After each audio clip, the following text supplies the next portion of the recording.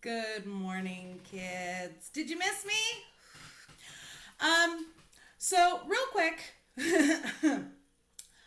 I will be doing a video. I'll start doing videos on the second season of Making a Murderer here pretty soon. I'm trying to figure out exactly how that formatting is going to work because there is just so much that needs to be covered now that we've watched it and there's some context. I'm going to let you all know since now.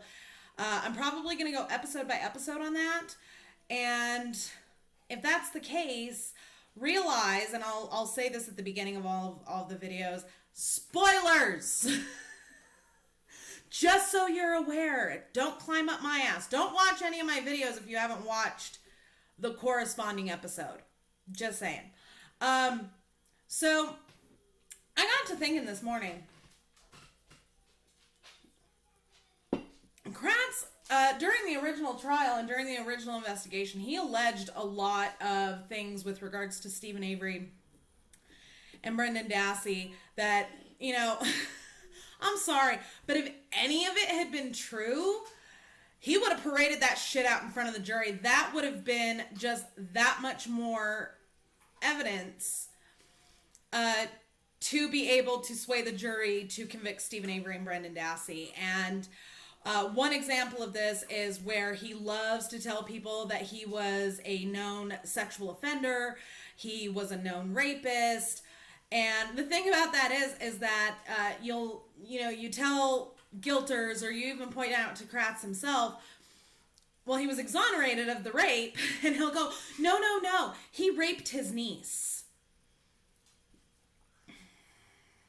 That was never substantiated. It turns out that, first of all, she's not even his blood niece. She's a niece by marriage. And second of all, it turns out that it was actually a consensual relationship, but the niece didn't want to get in trouble with her mom.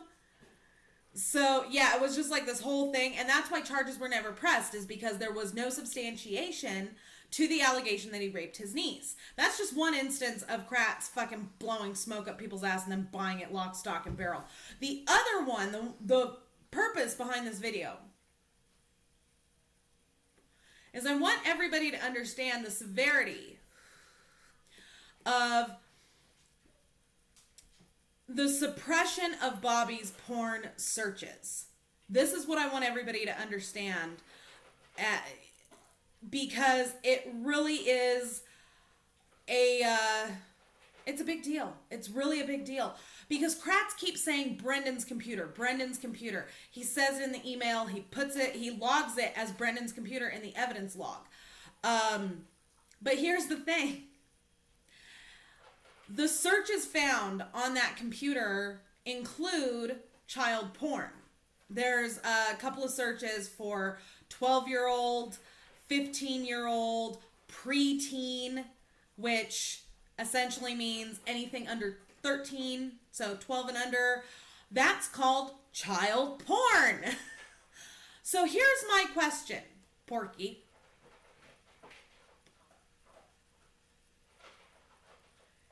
If that was Brendan Dassey's computer, why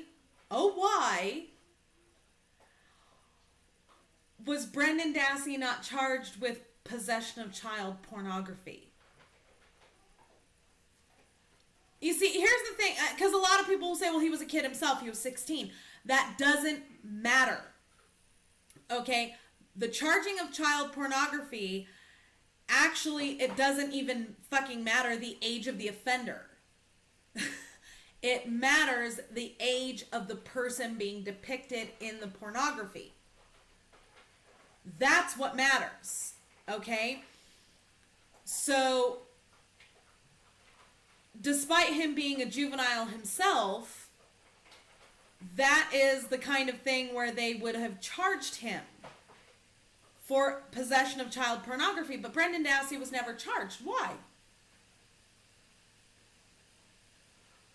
My theory is because Kratz knew that there was no way in a court of law that he could make that stick. There was no way that he could make it seem like that was Brendan's porn, like that was Brendan's computer, and he fucking knew it. I mean, what better way to convict someone on the rape and murder of a young woman than to release and charge him with possession of child pornography? And in the course of that charge and in the course of that trial, all of the violent terminology porn searches would have come up in court. That would have just bolstered his case.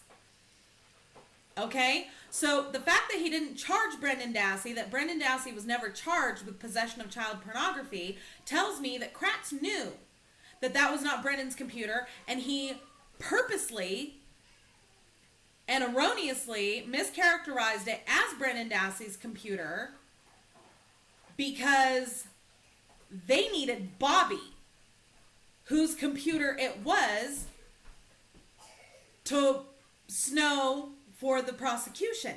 Now, the real question here is that if Kratz knew that that computer was Bobby's, why did he not charge Bobby with possession of child pornography? Bobby was well over 20 years old at this point. So possession of child pornography is kind of a big deal. Then you add on to that the number of underage searches. I could easily pick out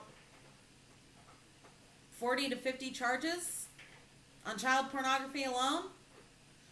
So for Kratz to be aware, for Fassbender to be aware of possession of child pornography by Bobby and not charge Bobby with possession of child pornography, that is a big deal. Why wouldn't they charge him for that? That, more than anything, makes Bobby a danger to society. That makes Bobby, more than anything, a danger to every child within his immediate radius. The man has 2 kids. So why would they not charge him? Why? They are basically sacrificing children, potentially sacrificing children for the sake of convicting Stephen Avery. What the fuck? Why is nobody more incensed about this? Why is nobody more pissed off about this? And let me tell you something, kids. There is no statute of limitations on possession of child pornography. And depending on those things, it can go up to a federal level felony. So why hasn't Bobby been charged yet? He's the one who searched that shit out. He's the one who was looking at it. And with pedophiles, it is a very short leap from possessing or looking at child pornography to deciding I need the real thing. It's very short leap. It's a step. So why hasn't Bobby been charged yet? Unless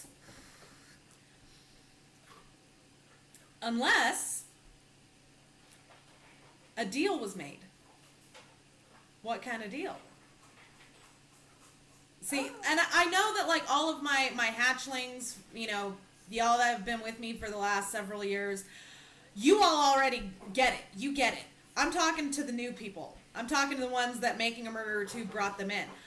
This is the question that you have to ask yourself. And the thing about that is that if Kratz lied about that, if the Calumet County Sheriff's Department, if the Wisconsin DOJ didn't charge Bobby for that, what other nefarious things have they done?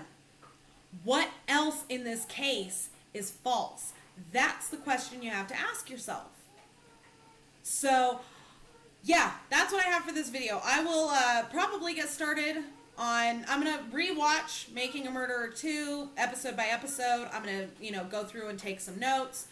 And then I will be presenting my thoughts and my breakdowns on that probably starting tomorrow. Just, so you're aware. So, yeah, that's what I have for this video. I will put the link with Zellner's Supplemental Motion with the searches, the search terms down below in the description. Don't forget to subscribe to me here on YouTube. Don't forget to follow me on Twitter, MamaPhoenix6. And if you boogie on over to the About page here on my channel, you'll find everything from my Pinterest boards to my Facebook fan page. Don't mind the little crying monkey in the background. His dad just told him that he can't have cookies until after lunch. Thank you all very much for watching, and we'll see you soon.